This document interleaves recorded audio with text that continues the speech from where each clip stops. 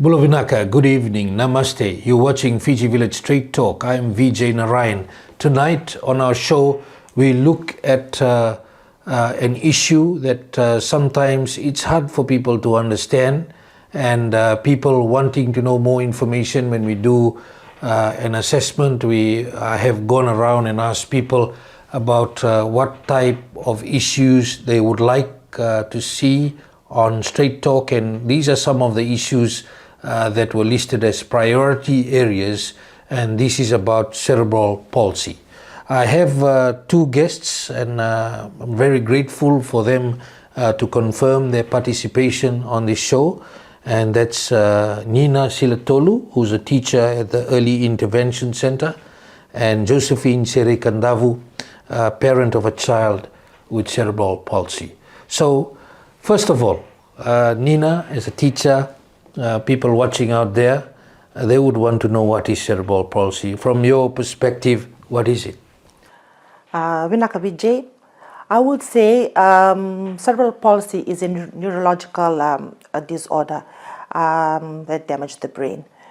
This can be either by injury or the malformation of the child's brain.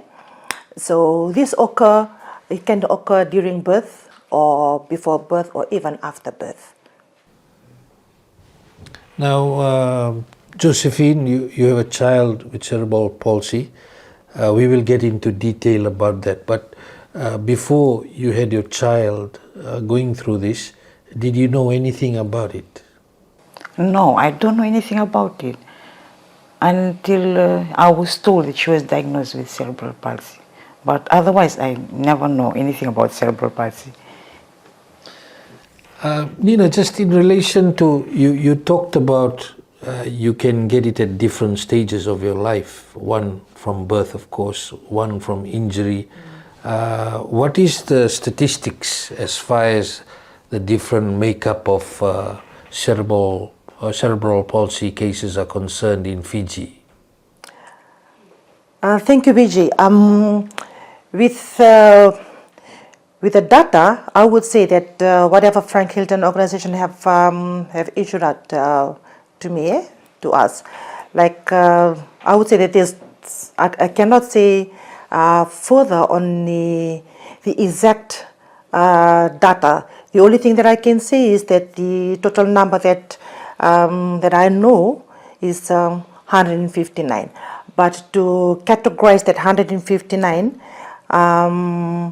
with ages from from birth to 3, there are 9 as the total, and from 4 to 8, 58, 9 to 18 is 80, and the total roll would be 159. But I cannot categorize that according to the different categories of cerebral palsy, such as the quadriplegia, the triplegia, the diplegia, the hemiplegia, because I don't really have the data for that.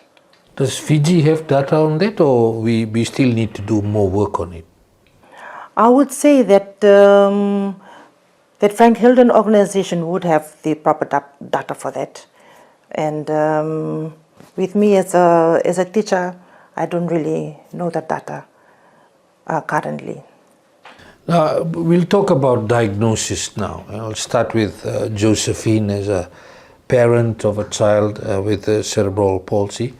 Just issues relating with what happened as in the journey that you were going through as a parent when you decided, okay, my child needs a diagnosis on what's happening.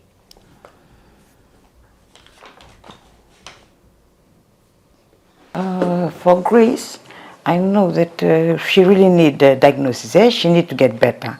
She needs medical and physio. She needs all that to get out of that bondage. So that's how we got her to the school. We got her everywhere, just to get her better, to get her healer, so she can do better things for herself. So the diagnosis was the first step. At what point did you decide you need to get Grace to be diagnosed what is going on? We went for physiotherapy at the hospital, and that's how they transfer us to Frank Hilton for therapies. So that's how she do exercise and all her physiotherapy at the Frank Hilton Organization. And you were saying that you first noticed that she was unable to move or turn? Unable to move, yeah, from the hospital. That's when she was at home or when she was in the hospital? No, when she was at home. Right. When she was at home. Then I noticed that she was very slow. She was very slow in moving, her legs were slow, her arms, her whole body. I was wondering why is this happening? Because all my other kids, they were able, fine. They started very early moving. But this one was very slow, my daughter's very slow. So that's how I took her to the hospital. That's how I noticed that she was diagnosed with cerebral palsy. And in the process, as you were trying to figure out what was going on, as you said, you were unaware what is cerebral palsy. What was going in your head when your child was going through that? When she was going, I was freaking out, and maybe she'll start later after 3 or 4 years, maybe she'll start walking, and I said, better I just take her back to the hospital for checkup to see. So I went back to the same doctors and I asked them what's wrong with her and why she's slow. So they had her checked up and they said that she's got cerebral palsy. She was diagnosed with it. And I said, what is that? And they tried to make me understand what was cerebral palsy, the disability with a child, and slow to learn. She's very slow. It will take time for her to do things and to understand matters or things to know. It will take a lot of time.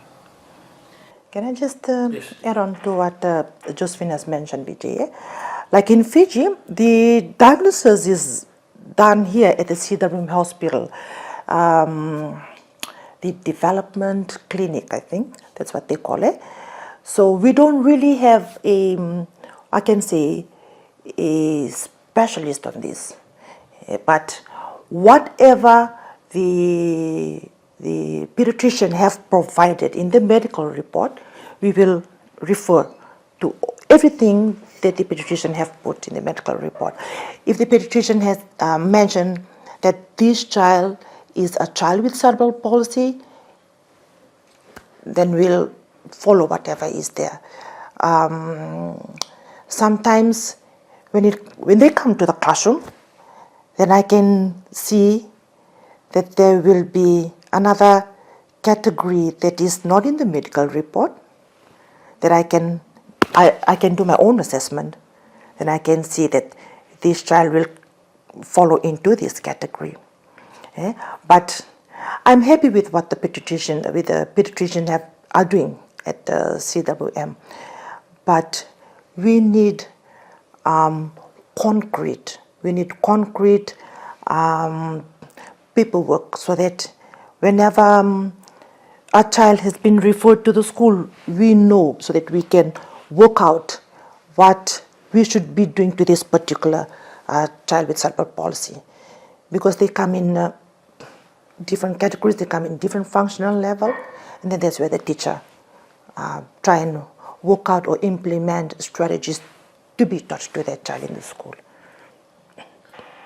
We just talked about diagnosis, and it's so important, as you said, to have a clear diagnosis. There are definitely different diagnostic outcomes. How do they come about? As far as diagnostic outcomes, you're saying we don't have specialists.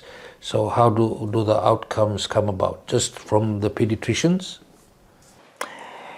Yes, I would say that, because sometimes those children who don't come through the pediatrician at CWM, some of them are referred to the Frank Hilton Organization.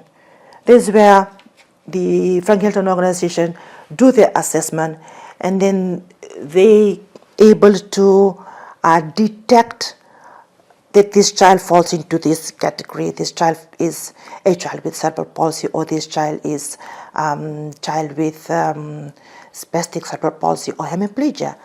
But I am not saying that pediatricians are not doing a good work, but they do.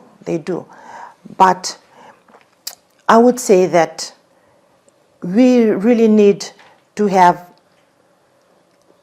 I won't say qualified, but specialized people to be able to detect that this child is having these challenges with him or her. Decision makers will be watching this show, people of the country, as far as the country is concerned. And I'll ask you as a mother, I'll ask you as a teacher who's been in the field for more than 20 years or so. Is Fiji lacking specialists in this area? And if we do get specialists, do you think we will be able to look after those who have cerebral palsy better? Yes, to me I would say that, yes. I would recommend qualified specialists to come on board, to come to Fiji and help us with this problem. Josephine? Yes, I think so. It's a good idea. We need specialists, very good specialists, yeah? Because children like my daughter, they need a specialist like that so they can be able to do better things, eh? To overcome their diagnosis. They can become better people, become something better in learning. They can do better in school everywhere they go. You're watching Fiji Village Straight Talk. I'm Vijay Narayan. We'll be back after this break. I've always resorted to drugs because of the work that I do as a coping mechanism. You said you started sex work and drugs at the same time? I was 12 years old. Do you believe, based on the current situation, your salary and allowances should be reviewed and reduced? Definitely, I think it should be reviewed to reflect what is there in the market. Is the government of the day promoting nepotism within our community and hatred towards Indo-Fijians? Thank you very much. The answer is no. $1 in $3 of our taxes goes towards servicing our debt. So you can't say it's nothing. There's also the need to do financial inclusion a bit better. What is your message to the people who may rate you as not good enough for finals rugby? Success doesn't just happen overnight. Fiji Village Straight Talk with Vijay Narayan, brought to you by the Ministry of Health and Medical Services.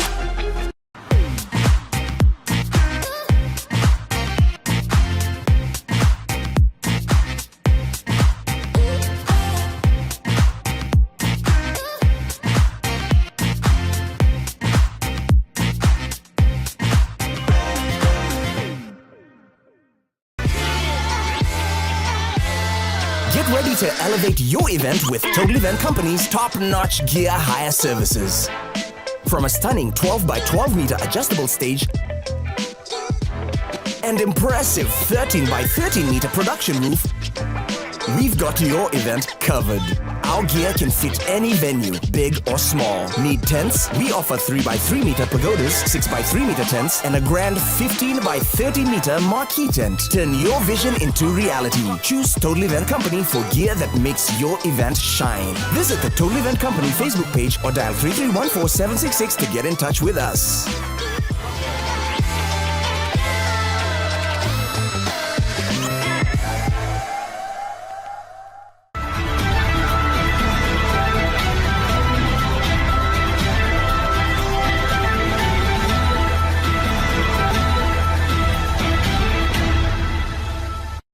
Welcome back. You're watching Fiji Village Straight Talk. I'm Vijay Narayan. Our guest tonight, Nina Silatolu.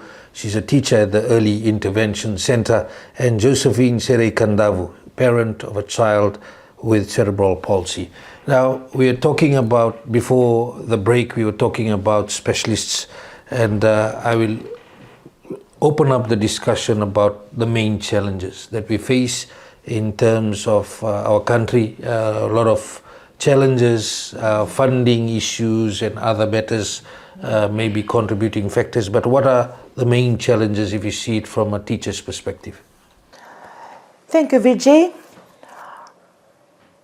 The main challenges that we face as special educators in Fiji, I would say the lack of specialists or therapists, such as the physiotherapists, the occupational therapists, the speech pathologists. These people, they need to be school-based. I would recommend that. They need to be school-based so that they can attend to these children when the need arises. Okay? With the Early Intervention Center, we don't have physiotherapists come on board fully. They can only come, like they hardly come. And then as teachers, we need to implement or modify resources around us that will be able to cater for the teaching and learning for the child. And that is why Mr. Google is there. We do a lot of research so that we can tackle these issues. But I recommend therapists, qualified specialists, to come on board so that they can look after these children fully from 9 o'clock until 2:30. You're talking about in early intervention centers, because that's the time these things are needed. Yes, yes. Speech therapists? Yes, because we deal with children from low as 3 years old.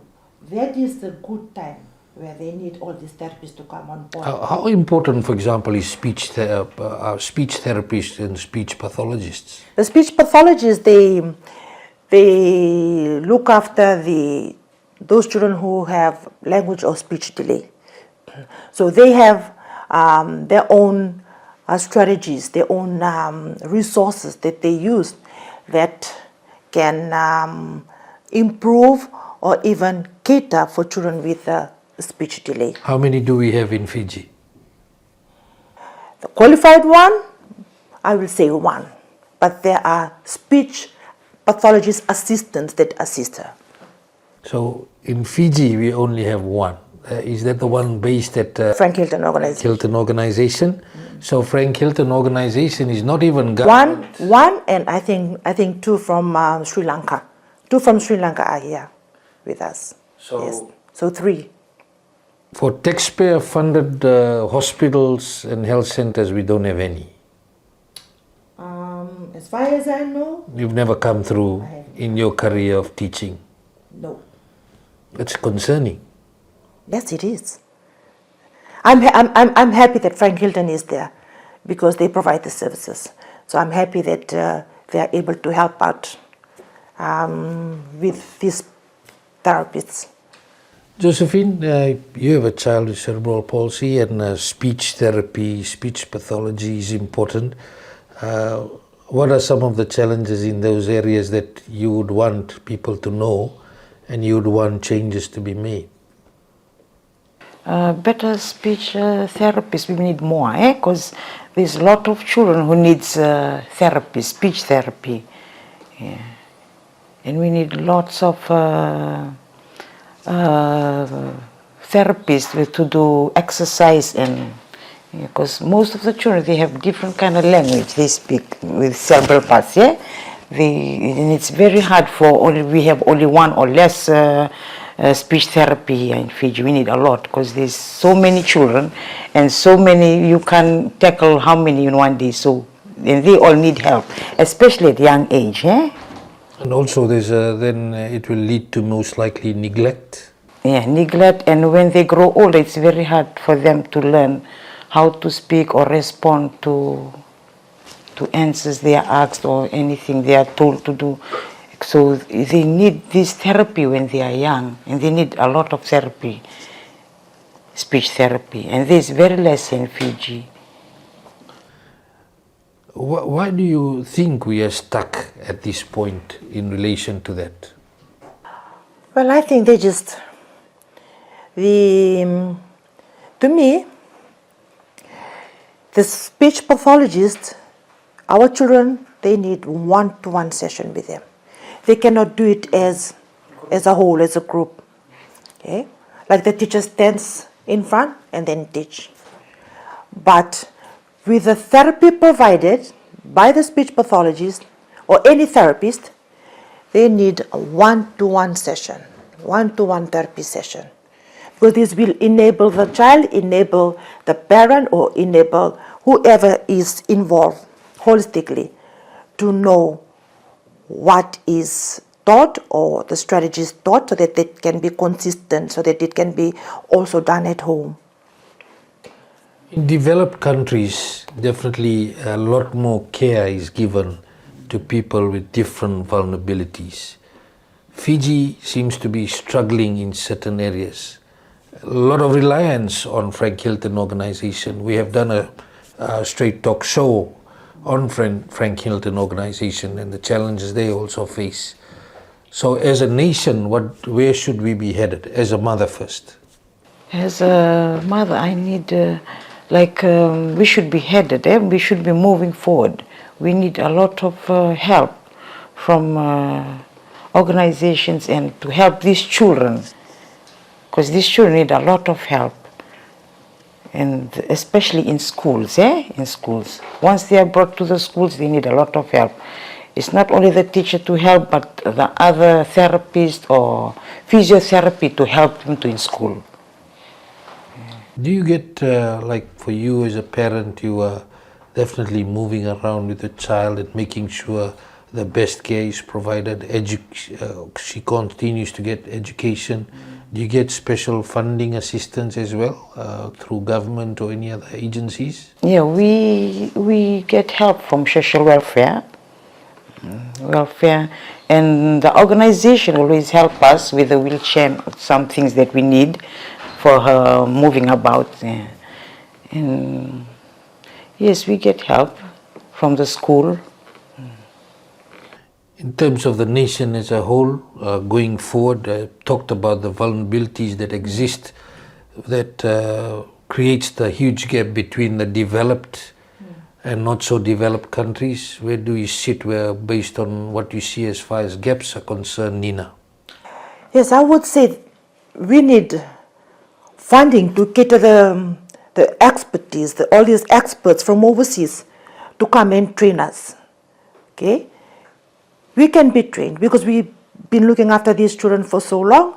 So they can get us, train the teachers, and the teachers can work with the parents, right? Also, we can ask other stakeholders if we can get full-time specialists. And when we talk about full-time specialists from overseas, that will also concern funding. Okay? We can get them on board so that they can be utilize their knowledge and their ideas to our children with cerebral palsy. And this is something that we're really in need of, specialists and therapists to be involved in school-based. Okay? We need them to be working in collaboration with the teachers in these special schools around the country. A message to the parents. Parents will be watching, and Josephine, you are now an expert in dealing with this issue based on what you are going through, and you are now an advocate. You are appearing on this show with teacher Nina to talk about this, to raise more awareness on this. There are also tips being given, I saw, about any type of physical examination parents should be conducting, or what they need to do if they suspect they have a child who may have cerebral palsy. How can you help them if they're watching, or what advice would you give them? With children with cerebral palsy, they should keep the children get them to schools and get help, a lot of help, like therapists, and get them out so they can get a lot of help. Yeah, in that way, they'll motivate themselves and the parents themselves to get the children educated and get them to schools and get them to places where then hiding them in the homes, then isolating themselves. So parents with the cerebral palsy, one thing I want to say that as for me, my daughter, I take her everywhere I go. In the bus, taxi, in all public places. I don't hide her out. Wherever we go, we take her with us in school, church, and we don't isolate her. Whatever we do, activities we do, we get her involved in all the activities we do. Mainstream them in. Yeah, get them involved. And everything, whatever kids do, we let her do everything with the kids, get her involved. We don't isolate them or hide them out, put them away aside because they are weak, because they have disabilities. You don't put them aside. You bring them along and you make them play with other kids and do things with other people like normal people do. The parents, you think there's some parents who may be hiding their children based on the condition they're in? Some are embarrassed. Some are shy. Some they don't want their kids on TV, on radio, or photos. Some they don't have the courage to bring their child out to the public, or out on the road, or out anywhere, just a walk. If there's a parent sitting out there, maybe going through that, are you available to talk to them, to support them? Yes. I want you to take your child out because that child is like one of us, is a human, is a somebody, and has a name, and is a person, and that child needs to be out there with other kids, not hidden in the house, not being regarded as a nothing, as a nobody. But he's a somebody. That person is a somebody, is a person to go out there and has to enjoy it. What you do, what you're able to do as a parent, that kid is able to do too. Has the right to enjoy it too. So as parents, we should put ourselves down to your child's shoes. Put yourself down. And in that way you can read their mind. You can know what they're up to, what they want, what your child needs. What if us ourselves as parents, we are like that. We won't like it. So as a parent myself, I like you other parents not to isolate your child, but take them out, do things with them, activities, go to the beach, do things, play ball, take them to school, anywhere, hospital. My daughter, I take her everywhere we go. So I want you to do the same. Do everything with your child. Get your child involved with other able children than what other normal children do. Like my daughter Grace, she's 8 and we take her everywhere. Even my 2 daughters, they're in secondary school and they used to go to teenage birthday parties. Oh, we have to go here. Grace would say, I go to. So we'll take the wheelchair everywhere where the teenage girls are, and she's 8 years old. She hangs out with our bigger girls. And that's what I want to encourage you parents. Whatever your child wants to do, let him do it. Don't hide your child away. That child is a somebody. That child is a person. He needs to be open up. He needs to speak out his mind. If my child was like that, if me myself was a child like that, I would feel better if I was dead. Put yourself in your child's shoes and get out. Go take your child wherever you want to take your son or daughter to. It's okay. It's okay. Whatever the people say, they'll point fingers. It's okay. Nina, as a teacher, and also the issue about counseling, when parents are going through this, or to ensure that the children are mainstreamed and that they are learning and that not that education is put on the wayside because of the child's condition. What are we doing in terms of that? Yes, that's what Josephine has shared is true. The stigma that we have trying to not to expose their children. But I counsel my parents, yes. And the only thing I tell them is education is a priority. They have the right to education and they need to come to school to learn. So don't stop them, don't deter them. Like, they need to come to school to learn. So I always recommend them, whatever challenges you face as a parent, okay, you come to me. I can help you somehow or the other, because there are ways and means that we can help you with.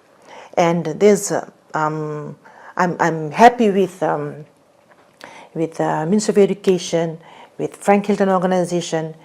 The support that they give is tremendous, where right now parents should be able to open their mind and able to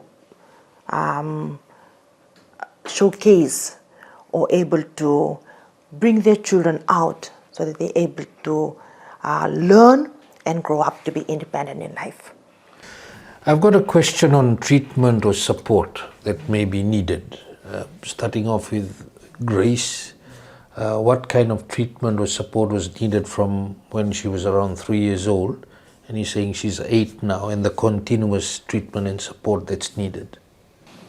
With Grace, she needs a lot of, right now, at this age she's growing big, a lot of physiotherapy, exercise. She's getting heavy too. She needs a lot of exercise and a lot of, she needs bigger wheelchair, and she needs a lot of, like, we can just do it in the house. She's heavy to take her around, so we try and do our own physiotherapy in the house, like do our own exercise. Yeah. And then you've been trained at the school? Yeah, I was trained at the school, so like me as only parent in the house, yeah. I have to do like her exercise and other things to do to the children in the house and exercise. But if the more I give to her exercise, she would be better. She can do better with cerebral children, cerebral palsy. The more exercise you give them, the more they improve to do better every day. I see you're a very strong woman. Even I can feel the strength when you are talking about how you have gone to the extent that you're going to make sure you provide the best for your family. How hard has it been? It's been hard. Sometimes it's very hard. Sometimes it's okay. But I never let my children stay home. I send them to school. I always make sure that education comes first, because I don't want my children to become like me. So I educate my girls, my 2 girls, and Grace, I always educate my 2 girls. If Grace can go to school, you have to go to school too, since you are able. You've got hands and legs, you can move.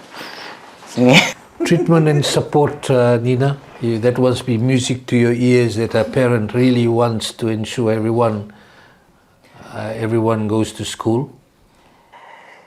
Yes, like I said before, they need to learn so that they can be independent in life. Yes, treatment. Most of our children that have under cerebral palsy, they are epileptic. So the treatment are the medication provided by the hospital or health centers around the country. But I would say physiotherapists. Okay, they help with the motor movement. They help with their resources according to the child. They provide resources such as modified chairs or adjustable tables. And it's said, I would say, for early intervention center, children in our school that falls into this category are using the normal furniture. and then it takes a while. Okay? I would request, takes a while for Frank Hilton Organization to provide with the chairs, and I'm happy. But sometimes when the resources come to me, the child has already overgrown, and that particular furniture is not able to be used by the child.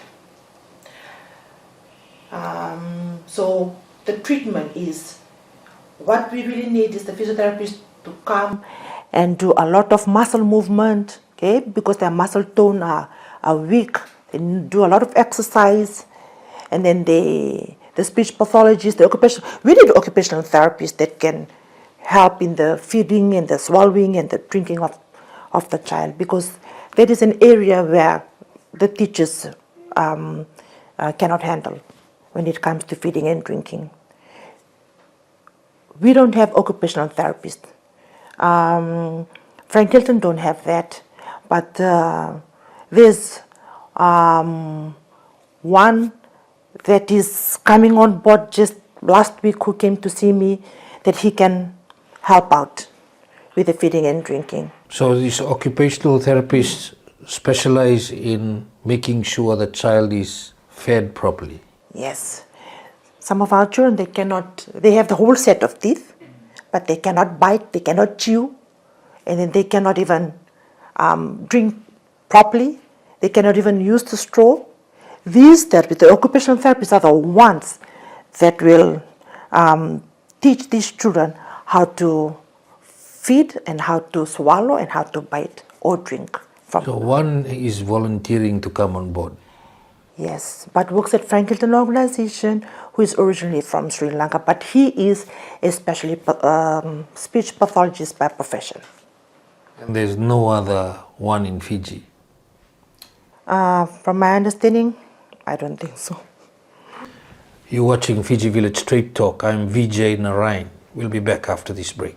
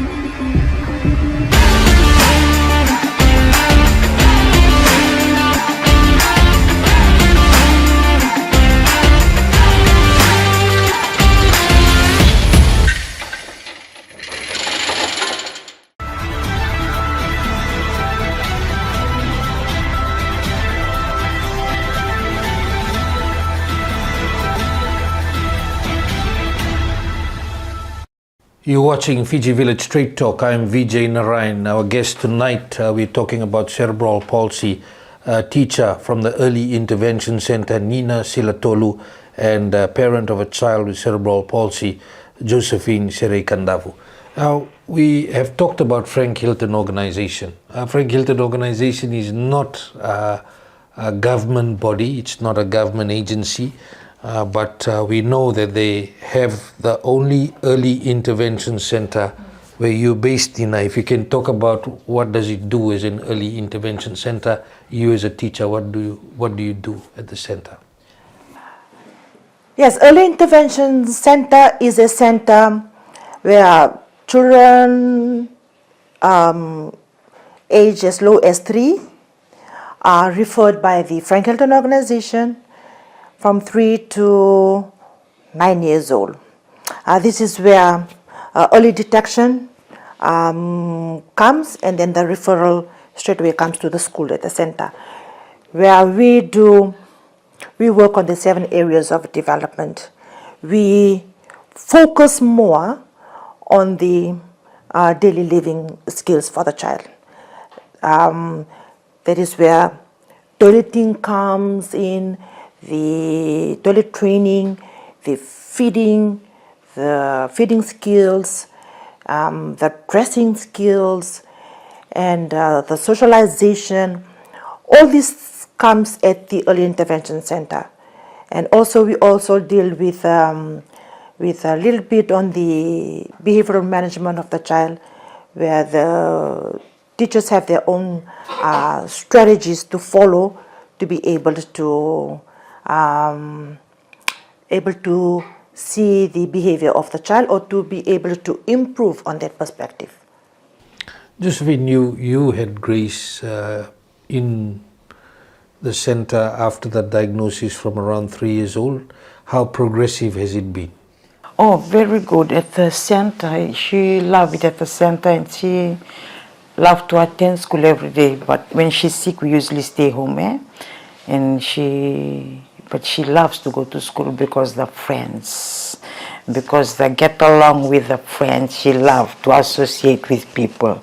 She's very outgoing. She still loves it till now, and she loves the learning. She loves to learn. We also have Australia's support through Fiji's education sector, the Fiji program support facility called the Facility through DFET, and the Ministry of Education Special and Inclusive Education section.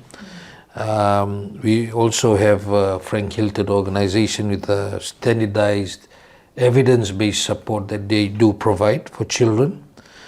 Now, given that they are the only service provider, then we have Australia coming through this support to Fiji's education sector. How can further support be provided to organizations like Frank Hilton Organization? Yeah, with the facility program, they comes under the Ministry of Education. They work in collaboration with all the teachers at the special schools in Fiji.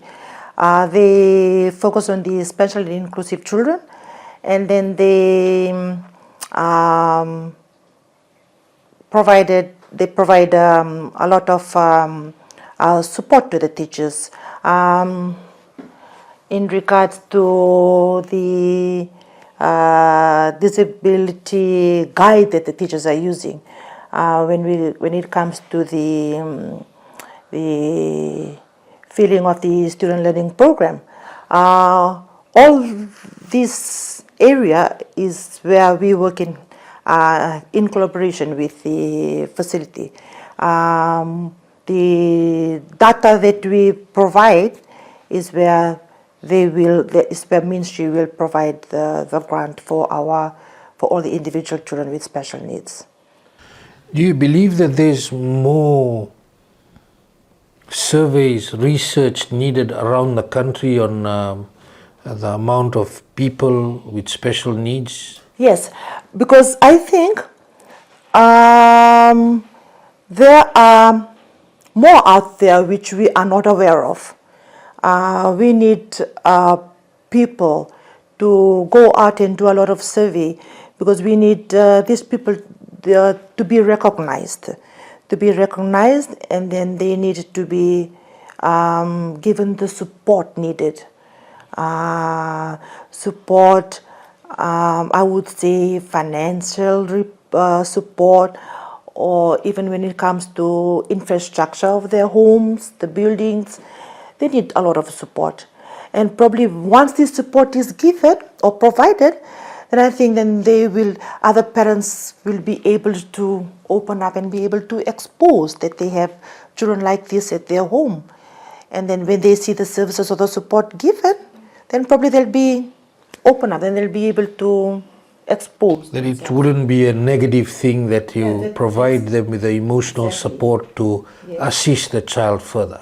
Yes, that's right. Emotional support, Josephine, you've been to different parts of the country, or you found out that there's more children like Grace out there? There's more children like Grace out there in the villages outskirts of Sova, Nusori, and they find it hard to get educated, and they just left till they grow older and older. They just stay that way in the house, crawling around the house. They're just moving about in the house because there's not much to give them, not much support, not much for them financially, and they just left there. And especially parents, they just leave their children outside in the villages with their grandmother, grandfather, and they come to the city and live their life. And the children are fend for themselves. They stay with their grandparents, nothing to have, not much, and no education. So they live like that, and they just stay like that because there's not much support. Do you believe a lot more awareness is also needed? When I've gone around, a lot of people, when I've just talked to educated individuals, they hardly have any idea about this issue. And this is something that we've been living in this country, and the numbers are growing every day. As a teacher, what's your message? Do we need a lot more awareness? Yes, awareness is a must, because if we want these children to be educated, if we want them to be recognized, then we need a lot of awareness. People have to know that these children, they can be lacking in one area, but they are talented in one area, which we still don't know that. Like most people don't know that part. If they lack mobility, cognitively, they are smart. Okay? So we need to tell them that these children are no longer to be left aside. They are just like us. They need to be exposed. They need to do exactly what we can do. But even though it will take time, even though they are slow, but they still need to be recognized. So awareness is needed. And with our schools, the celebration coming up on Friday, and parents out there, if you have your child with cerebral palsy, please, you are most welcome. You are invited to come to the two Hilton schools. Come to the Early Intervention Center at Brown Street. We'll be having our celebration, our school-based celebration, at 10 o'clock in the morning on this Friday. Now, special education support. You've talked about specialists needed, therapists needed, I'm sure, and we will also be asking the government of the day on what is being done about it, what more can be done about it. Apart from therapists, what other type of support is needed for special education? I would recommend a lot of family support needed, because it seems, by looking at the Early Intervention Center, it's the carers who's coming, not the parents. Okay? For us, most of the time when we sit with the carers, they don't know a lot of things about the child with cerebral palsy. Okay? And the family are always come back to them and tell, we're busy with work, we cannot attend to that, we cannot attend to my son or my daughter. So if I recommend a lot of family support. Family support is paramount here. Family support. Family support, because most of the time the child is with the family. So family support in the school and at home, especially at home, because as I can see that Grace has improved a lot with her learning, talking a lot, because from what she learned a lot from us, me and my two girls. She's fast to know what's happening, what we're talking about. If we are low in the voice, she'll say, what she's saying, I can't hear, what this. She's fast to learn with us, because we don't treat her like a child. We treat her just like us, just one of us.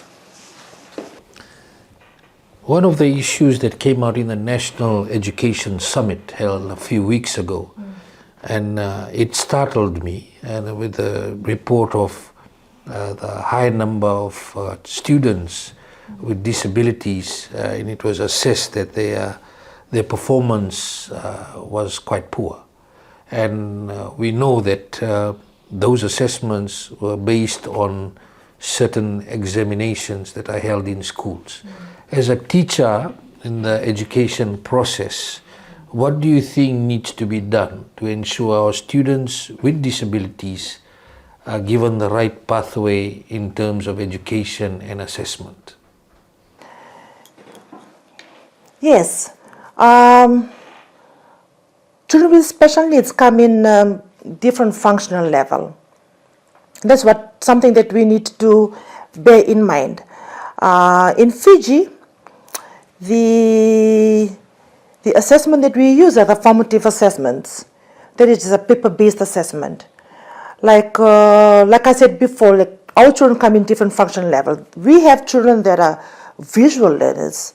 Okay, they learn just by looking at the visuals placed in front of them, or they communicate according to the visuals placed in front of them. And also we have children that assess through auditory or also with their fine motor.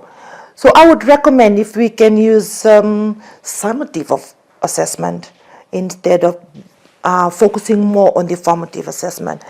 Because I would say, if a child comes to me and this particular child cannot hold a pencil, for example, but he is very good with electronic, okay, and he is good with computing.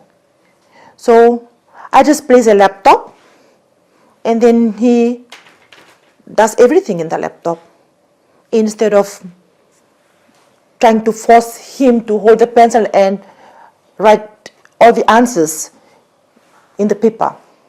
Okay, so if Fiji or the nation can be more focused on the summative assessment instead of the formative assessment, and applicable resources to be provided to our children, okay, based on the functional level or the ability of the child. You're a parent, what's your thinking of the assessments to be done in terms of how students are performing, students who are with disabilities in school? Students, they learn in different ways. Different, some with languages that you don't understand. And it's very hard to teach them, very hard. And all you have to do is just, you have to focus on each individual, how they learn, how they'll understand what you put in front of them.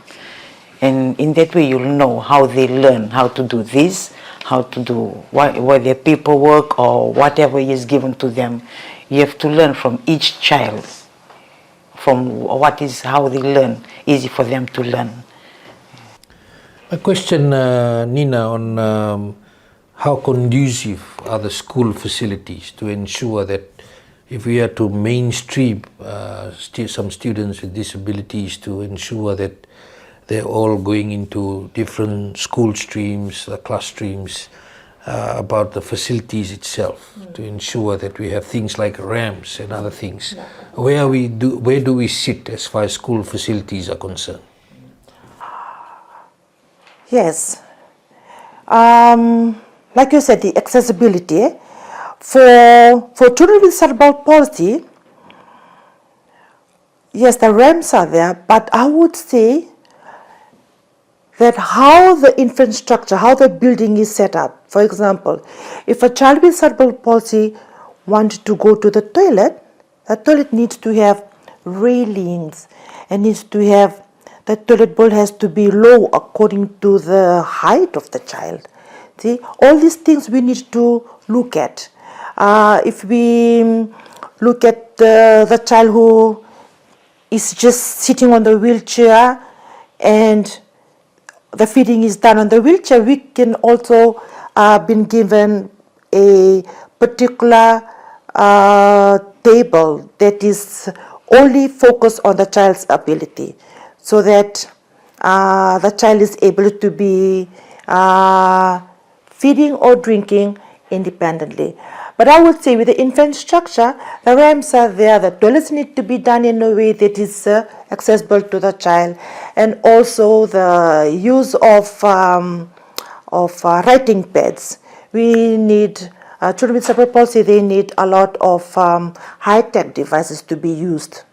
High-tech devices that can help them in communication, okay? They can express themselves, and also it can also indicate some of the needs and wants. So all these high-tech devices is also, that is something that we really need for children with cerebral palsy. Not only children with cerebral palsy, but to all children with special needs. What is your message to the government and to donors if they're looking at supporting this cause? A lot of this costs money. Yes. You agreed that funding is a big issue. What is your message to them as a teacher who's dealing with these issues?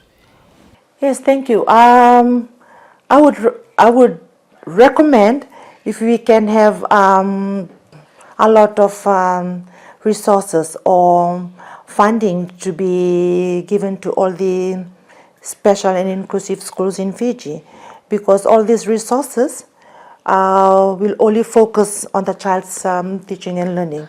And if the resources are given or provided, then I think children out there who haven't been in the school setting will be able to come to school and see that they have the applicable tools there that can help them in their teaching and learning. As a parent, Josephine, your message to those who may be interested in supporting, knowing that one of the biggest issues in getting services based on standards that we're talking about needs money?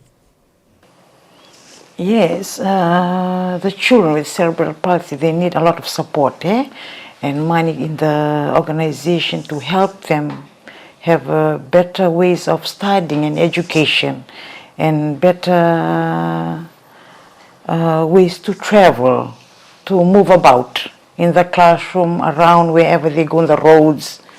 Yeah.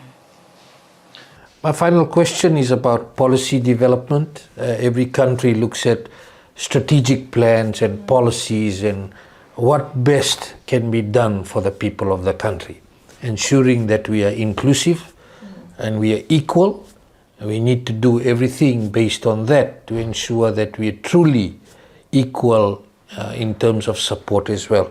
What are some of your suggestions for policy development? Yeah, I would say that with children with cerebral palsy, for them not to only be enrolled in this special school, they need to divert out. They need to join the mainstream schools as well. Policy to be made for these children to be able to socialize, to be able to include with children in the mainstream. Also, this will ensure them to be able to, to allow children at the mainstream. They need to be aware that these children can also learn. They are just similar to them. This, I think, the quality of education will kind of strengthen the quality of education here in Fiji. The policy made has to be focused on the child itself. Policy has to be made so that children's learning is paramount here. Okay, then it's best that that policy is made so that everybody is well versed with the policy. They understand the policy, and just for the benefit of our children in their teaching and learning. We finish off the show tonight as Nina highlighted earlier, and I'll give this time to both Nina and Josephine to talk about World Cerebral Palsy Day. that's coming up on Friday, and the importance for you to be there if you need support, or just to go and create awareness and take your families down to show your support to these hard-working women who are trying to make a difference in this country. Starting off with you, Josephine. Yeah, we would like to see anyone who likes to come and support on the Awareness Day of Cerebral Palsy. That's on Friday. And we'd like to see anyone. Yeah, you're welcome to come down to Waimanu Road and the Frank Hilton Organization with Teacher Nina at the EIC. That's for early ages children. If you have children at young ages like 3, 4 to 9 years old, you can go there to the organization, which is at Brown Street, or you can come down to us at Waimanu Road. That's near the opposite of our hospital. We'll be celebrating Cerebral Palsy Day on Friday. And anyone is welcome, parents, guardians, anyone. If you have children diagnosed with cerebral palsy, or if you don't, you are aware of this program, you can come down and watch us. We'll be there. You know? Yes, but first of all, I would like to thank Ministry of Education and Frank Hilton Organization for their support, and also not forgetting the Australian government for allowing us to sit here, allowing me to sit here to share the information. Like I said before, yes, Joe Public is more welcome to come to Hilton Early Intervention Center, the Early Intervention Center at Brown Street. If you really don't know the place, it's at Brown Street where they sell coconuts or mbu. It's just opposite, or you come through Epeli Street. We'll have a lot of activities done, and it will be an exciting activities as well. And we have the physiotherapists who will be talking more about children with cerebral palsy and the support they always provide for our children. That's our show for tonight. Very important discussion and very straight answers. Decision makers, policy makers, funders, donors have to put their heads together to ensure that we do more than what we have been doing, with assessment and evidence showing that we lack real capacity in terms of therapists, in terms of experts, to give the best for our children, best for the children so that they can perform to the best of their ability, and making sure that we walk the talk when we say that we are all equal, as Fijians, to ensure there's fair treatment for everybody. And one of the biggest issues is that this country and the government states that we should have education for every child, and it is critical that we achieve that through what we are doing. Next week we have a show where we will be out of the studio again, and we'll be going to Sai Sanjeevani Children's Hospital. A lot of good work being done there. A lot of parents and children going there. A lot of happy parents and children coming out after successful free heart surgeries. And these are children who are born with heart defects and with no hope for the parents until the hospital opened up to provide these services. So we'll be there next week. Until next week, have a good evening.